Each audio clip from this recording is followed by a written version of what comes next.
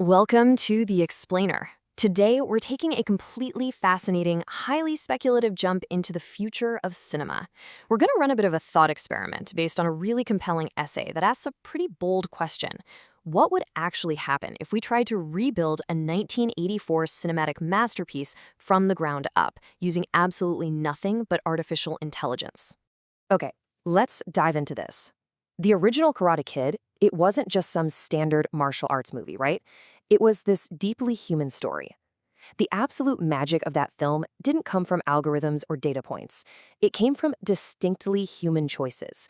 Things like a director actually trusting the power of absolute silence, or a real human face holding back real, unprompted tears. But what if all of that was just handed over to a machine? Section 1. The 1984 Reality, Patience and Humanity. You see, to understand what we'd lose, we first really need to look at what we actually had.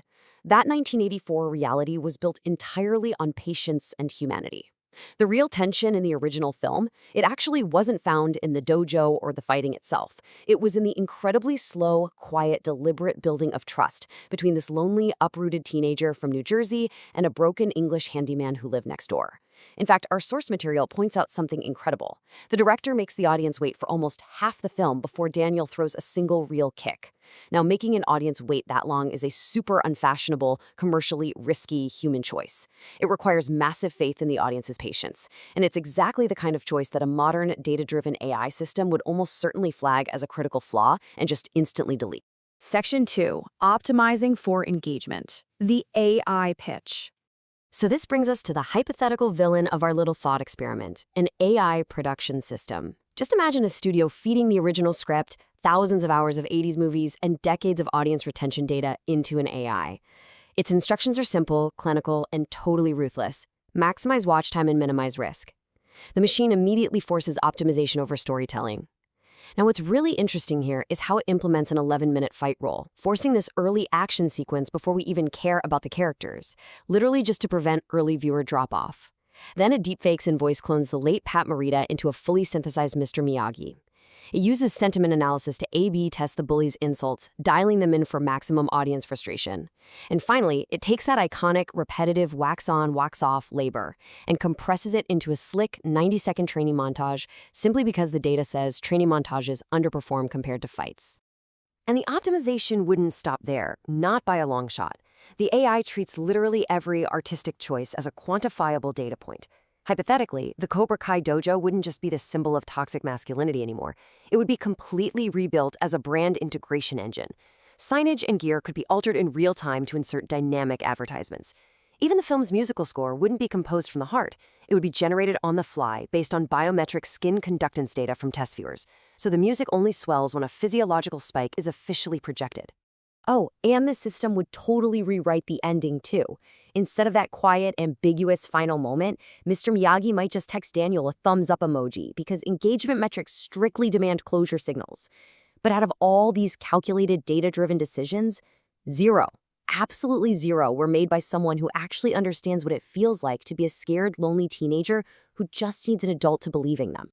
Section 3. Human Restraint versus AI Spectacle.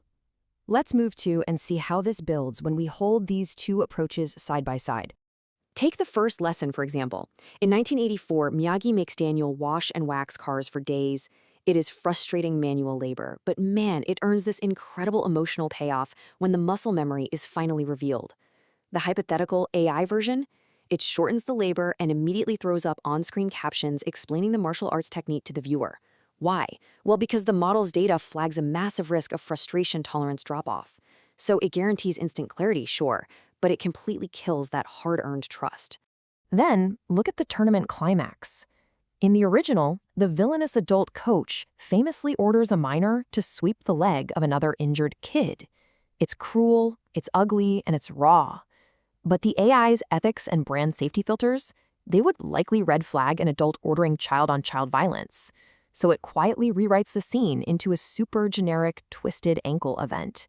It keeps the brand perfectly safe, but it completely sands down the story's raw, dangerous edge. And finally, we have the iconic crane kick. The human choice here was total restraint. One single kick from one camera angle, followed by absolute silence before the crowd erupts. But the AI test data, it demands more payoff. So that single perfect image is transformed into a bloated, slow-motion, three-kick combo viewed from 4 different camera angles. It turns this beautiful, emotional triumph into an over-explained, totally hollow spectacle. Section 4. The hypothetical AI industry. If we zoom out from just the script for a second, the source material asks us to examine the hypothetical production data and the massive industry shifts this technology would create if this version of the film were released today. I mean, the appeal to studios is pretty obvious when you look at the brutal efficiency of the AI model. A traditional film, like the 1984 original, required about 3 months of principal photography and a standard studio budget.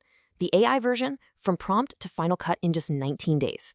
And for a tiny fraction of the cost, roughly $4.2 million. Because, well, there's no location shooting, no live cast, and literally zero stunt insurance required. But all that efficiency creates immediate and intense division. Opening weekend sentiment would be deeply split. And this perfectly mirrors the very real, ongoing debates we are seeing in the industry right now regarding actor likeness rights. There would likely be a massive backlash from guilds and families over the deep discomfort of watching a synthetic performance of a beloved, deceased actor saying lines they never actually spoke. Our goal here isn't to take a side on this complex issue, but simply to highlight that this technology brings some massive ethical debates right to the surface. But here is the absolute, ultimate flaw in the machine's optimization. According to the hypothetical retention data, the AI version might actually see an 18% boost in its initial completion rate. It's engineered to keep your eyes glued to the screen. However, the rewatch rate absolutely plummets by 74%. You see, the AI can build something you'll finish once, but it utterly destroys the soul that makes you want to return to a movie over and over again for 40 years. Section 5. The case for AI tools. Now, to make sure we're looking at the complete picture totally neutrally, we really have to acknowledge the valid counter-arguments presented in the source material. There is a very strong case to be made for AI when viewed as a tool rather than a total replacement. Many folks argue that generative AI, when used carefully and with explicit consent, could be revolutionary in a really positive way. Think about it. It could restore performances an actor was too ill to finish, or preserve a legacy for future generations with full family blessing. From this perspective, AI is just a new brush for human stories, much like the introduction of sound in film or CGI. The technology itself isn't necessarily the problem. It's a tool that has to be steered by deliberate human intention. Section 6. What machines cannot fake. But returning to the true emotional core of our thought experiment, we really have to ask what happens when the tool tries to replicate the human heart. Because the true anchor of the Karate Kid isn't the final tournament. It's a deeply unoptimized, non-plot advancing scene where Mr. Miyagi, wearing his late wife's kimono, drunkenly mourns her and their son on the anniversary of their deaths. It is 30 seconds of pure, quiet, unglamorous, and completely devastating grief. And this just brilliantly illustrates the limitation of the machine. Sure, an AI could technically generate this scene. It could remix thousands of data points of grief scenes into something statistically similar, providing the kimono, the tears, the dialogue, but it would inherently lack the lived residue. The machine only knows what grief looks like from the outside, right? It has never actually lost anyone. So, the crucial point is this. The weight behind that iconic performance isn't just some technical feature that can be fine-tuned in a software update. It's the actual residue of 2 real human beings bleeding a little bit of their own lived experiences, their own pain, and their own humanity right into the camera frame. As the script beautifully states, you cannot prompt your way into having lived a life. Which brings us right back to the beginning. Wax on, wax off. The frustration, the patience, the real tears, the human restraint. These are the things that separate lived, breathing art from generated content. Some lessons, and certainly some emotions, you simply cannot fake your way through with an algorithm. It leaves us looking toward a really complex future. If we're entering an era where technology can hypothetically generate absolutely everything, what will you, as a viewer, demand to be actually lived? Think about that next time you press play. Thanks so much for joining me on The Explainer, and keep asking the big questions.